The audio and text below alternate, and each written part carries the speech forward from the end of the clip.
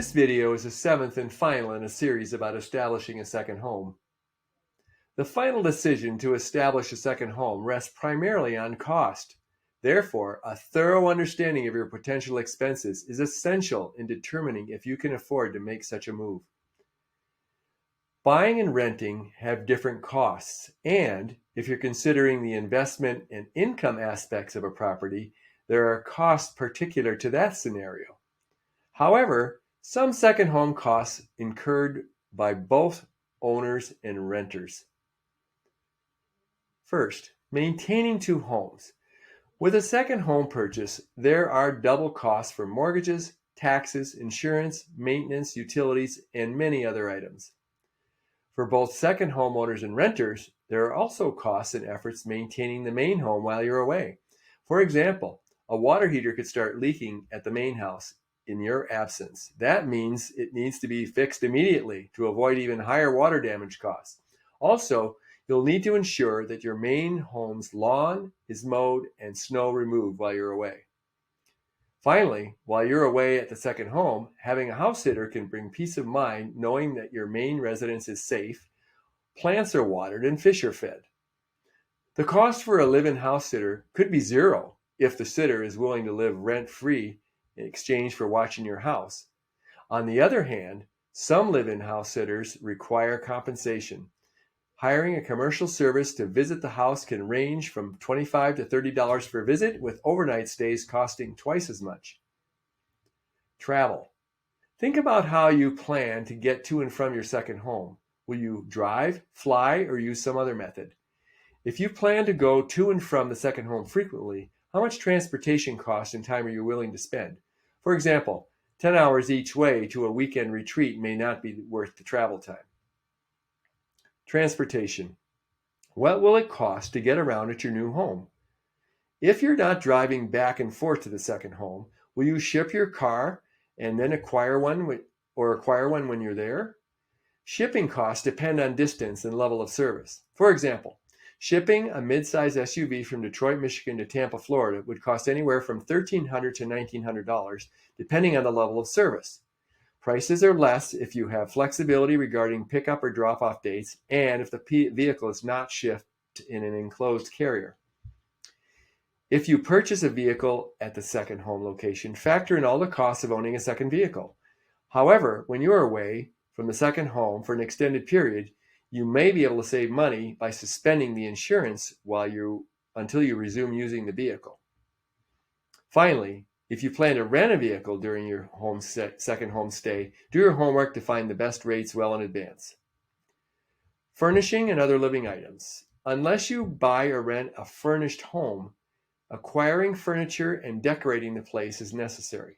Also, expect to obtain everything from vacuum cleaners to kitchenware to electronics if these items are not already in the home. In an earlier video in the series, we mentioned several costs of a rented second home. Of course, the renter's main expense is the monthly rent from which landlords cover their underlying expenses like utilities. Aside from rent, there are two other costs worth noting, and that is rental startup costs, where you may periodically find yourself in a rental acquisition process. For example, you may occasionally switch up your rental site to experience different locations. In other situations, you may be forced to look for a new rental due to rent increases or the landlord selling the property, thereby making it unavailable. In either case, you'll face the prospect of researching properties and qualifying as a renter. Costs can include application fees, credit reports, security deposit, first and last month's rent, and pet deposits. In addition, there's your time and effort to start all over again in new living quarters. And then there's the idea of a storage unit. When you're not staying at the rented second home, what do you do with your stuff? As a renter, it's unlikely you can keep your belongings in the unit. Of course, you could haul everything back and forth to the main home, but if you expect to return to the same location for the rental, it may be more convenient to store some items. Landlords do sometimes provide storage option for long-term renters. However, if not, you'll need to contract for storage space somewhere nearby. On the ownership side, owning a second home comes with costs on two levels.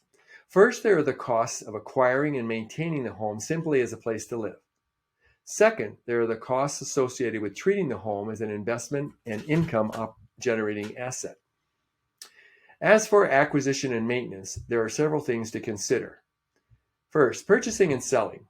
These are the expenses that include real estate agent fees, closing costs, appraisal fees, etc. It's essential to know that interest rates for second homes usually are higher than for primary home mortgages, and required down payments are often higher as well. To keep costs down, research the market in your target location and work with an experienced local real estate agent. Also, getting pre-approved for a mortgage will remove uncertainty and allow you time to compare different lender offerings. Then there's financing. If you need to borrow money for a second home, there are some options. As noted, costs for second home mortgages are usually higher than for primary residences. An alternative is to take advantage of the equity in your main home. Assuming there is sufficient equity available, then two options present themselves. First is refinancing the existing mortgage and devoting any excess cash toward the second home. And second, a home equity loan on your main house can yield cash to be put toward a purchase. Then there are taxes. Any discussion of taxes must address what you need to pay and what you can deduct. The taxes you'll pay will be property taxes and any state and local taxes that arise from owning a second home. Of course, you'll also be paying taxes on your main home. As for tax deductions, mortgage interest on a second home can be deducted assuming it meets the same rules for deductible interest as on your main home. For tax purposes, you can combine the total mortgage interest from both homes. There are limits to how much interest you can deduct, so refer to the IRS and state publications to determine how much you can deduct. Also, state and local property tax can be deducted on your federal return assuming certain conditions are met. State taxes may vary in this regard. Again, refer to the IRS and state tax publications for specifics. Utilities. Electricity, gas, telephone landline, internet, and other items will all be monthly second home costs. Insurance. Homeowner insurance is essential, especially in this era of intense storms and other natural disasters like wildfire. And then there's maintenance. Regular maintenance on a second home's interior and exterior preserves the property's value. When first moving in, there will most likely be interior decorating projects to adapt the property to your style. Also, if the prior owners procrastinated on maintenance, you could face costly fix-up projects at the beginning of your residence. Then there are HOA fees.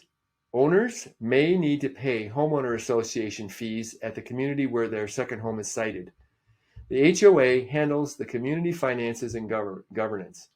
Monthly HOA fees vary based on the size of the overall property and the amenities offered. Next, let's look at costs associated with investment in income property. Treating a second home as an investment or income property results in its own set of costs. First, let's look at location. As an investment, second homeowner can influence future value by wisely choosing the location of the home and maintaining the home to maximize its attractiveness in the marketplace. Buying a home in a location that stands to maintain its desirability over time may mean paying a higher price per square foot than elsewhere. Also, constantly maintaining the property to maintain its future saleability may drive higher expenses. When an owner decides to become a landlord, further expenses come into play. If you rent out your second home for less than 15 days a year, you don't have to pay federal income tax on the rental proceeds. However, income from 15 rental days or more is subject to federal tax. Of course, as a business, expenses like maintenance, depreciation, and other expenses can be deducted. Financing a second home to be used as rental property may require different lending criteria than a vacation home that won't be rented. Lenders will treat the property as a business asset, which means commercial underwriting rules apply. Higher down payments and interest rates are likely to be required. Also, the banker will want to see projected income and expenses. Landlords often need to pay a host of contractors to help run the second home rental property. These could include a property manager, accountant and bookkeeper, an attorney, landscape and snow removal, building, remodeling, handyman contractors, house cleaners, marketing support via websites, advertising, etc., appliance repair, and even information technology technicians for internet access and other issues. If there are multiple renters in the course of a year, then scheduling software will help prevent overbooking and other issues. This software can be purchased to run on the owner's computer or leased from a cloud-based source. Also, technical support may need to be arranged to troubleshoot problems with that software. No matter the property's attraction or location, it's essential to consider overall costs of a second home.